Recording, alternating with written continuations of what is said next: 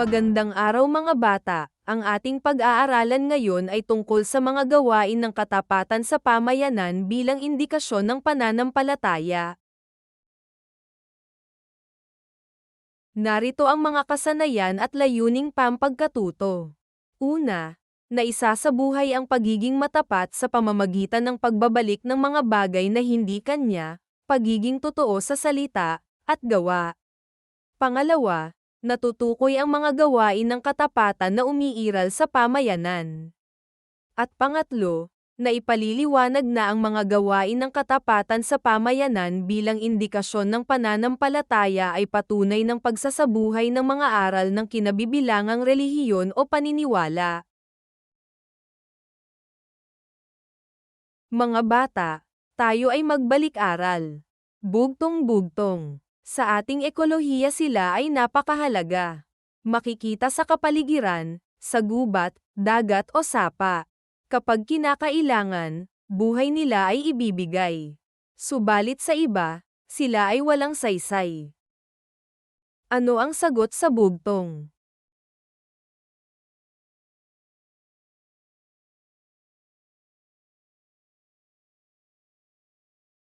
Magaling mga bata, tama.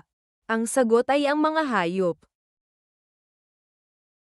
Pagganyak, basahin ang sitwasyon, isulat sa isang sagutang papel ang salitang, isasauli, kung isasauli mo ito at isulat ang salitang, hindi, kung hindi mo isasauli.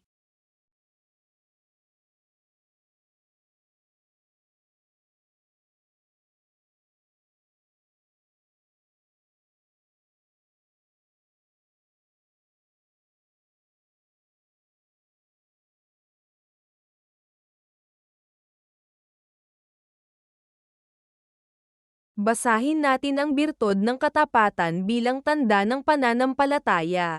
Napag-alaman na ang birtod ng katapatan ang pinakamahalagang birtod sa halos lahat ng mga relihiyon at paniniwala. Ito lang ang birtod na kinilalang pinakamahalaga ng mga Kristiyano, Hindu, Muslim, Hudyo, Sikh, at kahit ng mga walang relihiyon. Sa makatuwid, ang katapatan ay isang importanteng tanda ng pananampalataya. Ang pananampalataya o paniniwala naman ang pinanggagalingan ng mga turo ng mga birtod at mga pagpapahalaga. Ang katapatan ay hindi lang pagsasabi ng totoo. Ito rin ay ang nagpapakita ng mabuting pag-uugali at integridad ng isang tao. Ibig sabihin ang isang taong matapat ay totoo at maaasahan sa salita at gawa. Ang batang matapat ay mapagkakatiwalaan. Gagawin niya ang makakaya hindi para parangal ng iba kundi para maging tapat sa sariling pamantayan. Ang matapat na bata ay matulungin at mabuti ang turing sa kapwa. Maasahang itataguyod ng matapat na bata ang kanyang pangako. Ang paniniwala ng matapat na bata ay nakikita sa gawa. Dahil matapat, maganda ang relasyon niya sa iba. Sinisikap niyang maging totoo sa lahat ng bagay. Kaya naiiwasan ang di pagkakaunawaan. Sumusunod siya sa mga alituntunin ng paaralan at pamayanan. Siya ay responsable sa kanyang gawaing pangpamayanan. Dahil malinis at maganda ang adhikain, mabuti siya, tagasunod man o lider. May malasakit siya sa kapwa lalo na sa naiiba ang kalagayan sa karaniwan. Matapat siya sa mabubuting aral ng kanilang pananampalataya.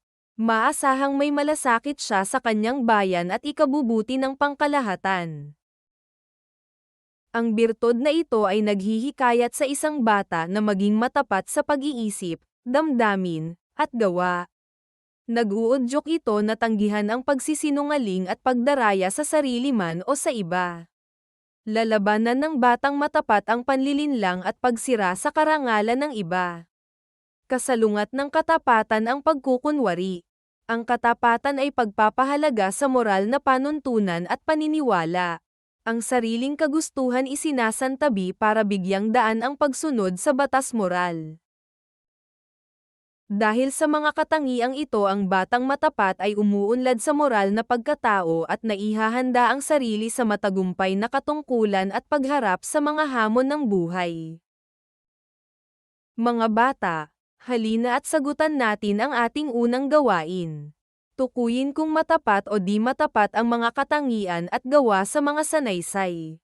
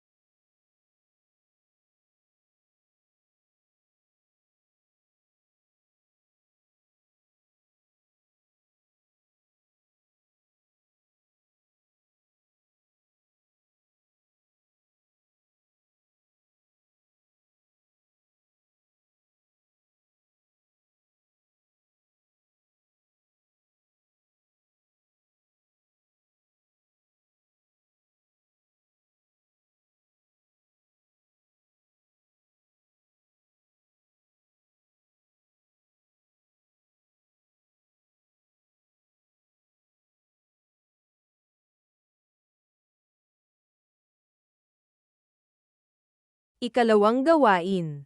Ang punong kahoy ko. Ipagpalagay na ikaw ay isang kahoy. Iguhit ang iyong puno sa kahon. Ipakita o isulat sa mga ugat ng iyong puno ang mga turo ng iyong paniniwala o pananampalataya na mahalaga sa iyo. Isulat ang pinakamahalagang birtod sa karamihang pananampalataya sa punong sanga o trunk.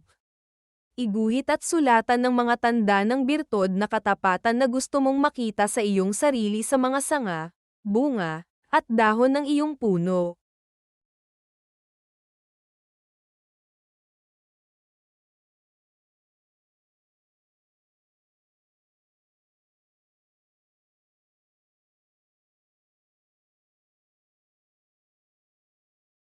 Mga bata, ating alamin ang kahulugan ng katapatan.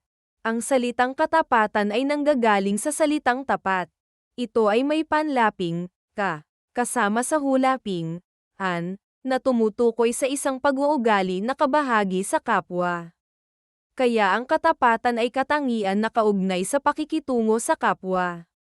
Sa Pilipinong pananaw, ang ating kapwa ay kabahagi ng ating pagkatao. Magkaugnay tayo sa isa't isa. Narito ang mga bahagi ng katapatan sa kulturang Pilipino ang sumusunod na mga konsepto. Una, pangangalaga ng ugnayan o relasyon. Mahalaga ang katapatan sa personal na ugnayan at relasyon, kamag-anak man o pampamayanan. Kinakailangan ang katapatan sa trabaho, pamilya at kaibigan, para pagkatiwalaan at igalang ang isang individual. Walang magtitiwala sa taong hindi tapat. Pangalawa, moralidad at etika. Sa mga Pilipino, ang katapatan ay mahalagang tanda ng moralidad at etika ng isang tao. Kinikilala at pinangangaralan ng lipunan ang mga taong tapat. Ang katapatan ay batayan ng antas moralidad ng isang tao. Pangatlo, nasyonalismo o patriotismo at pagmamahal sa bayan. Sa kulturang Pilipino, ang katapatan ay hindi limitado sa personal na ugnayan. Nakikita rin ito sa pagmamahal sa bayan. Ang bayan ang malawakang pamayanan na kinabibilangan ng individual. Ang pagiging tapat sa kapwa ay unang makikita sa pagtupad ng tungkulin sa kapwa Pilipino. Patunay ito ng katapatan. Pang-apat, kapayapaan at katarungan. Nakikita ang katapatan sa pagiging makatarungan at pagsusumikap na makamtan ang kapayapaan. Nauugnay ito sa pagtupad sa batas, paggalang sa karapatan ng iba, at pagsulong sa adhikain na naglalayong makamit ang kaginhawaan, kaayusan, at katahimikan ng lipunan. Panglima, tapat na katiwala ng kalikasan. Kung may magandang adhikain para sa kapwa at sa bayan, nahihimok ang individual na pangalagaan ang kalikasan. Pang-anim, pagmamahal sa Diyos. Ang katapatan sa Diyos ay naipapakita sa pagmamahal sa kapwa, pakikilahok sa pamayanan, at pagsusumikap sa pag-unlad ng bayang kinabibilangan. Sagutan natin ang ikatlong gawain. Magkakaugnay na birtod at katangian. Punan ang mga kulang na letra para mabuo ang mga magkakaugnay sa birtod at katangian. Buuin mula sa letrang pinuno. Batay sa mga letrang ito, buuin ang pangunahing birtod na nag-uugnay at nagtataguyod ng mga konsepto at katangiang ito.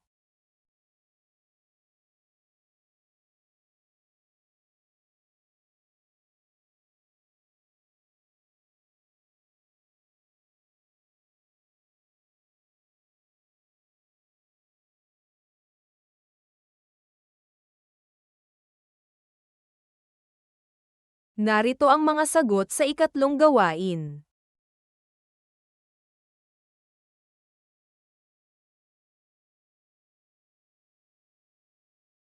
Ito naman ang ikaapat na gawain. Itugma ang mga salita sa kaliwa sa nauugnay na gawa sa kanan ukol sa katapatan. Isulat ang tamang letra sa espasyong linyahan.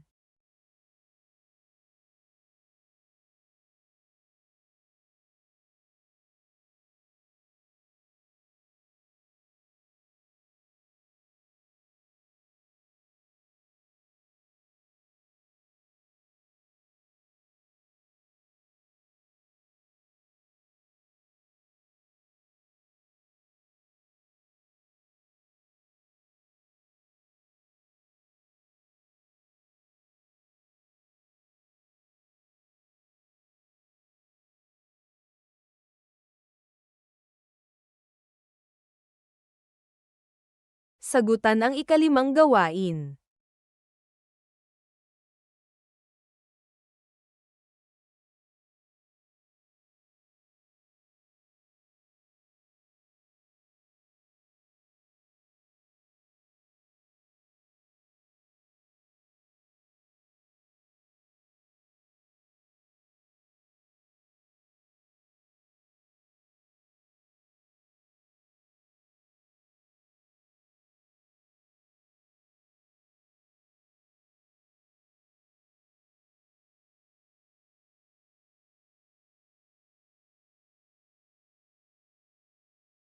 Ika-anim na gawain. Ang mag-aaral ay magsusulat ng mga saloobin at desisyon tungkol sa pagsasanay ng katapatan ayon sa kwento sa ibaba. Ang mga sagot ay dapat maglaman ng mga aral na natutuhan tungkol sa katapatan.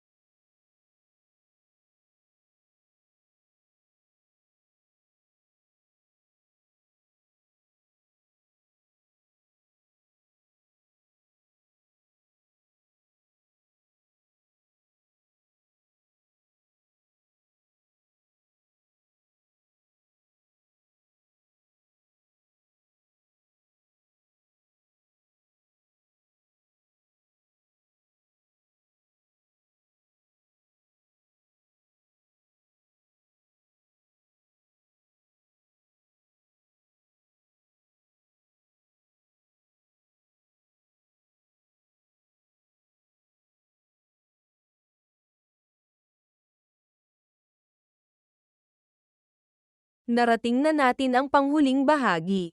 Sagutan ang pagsusulit.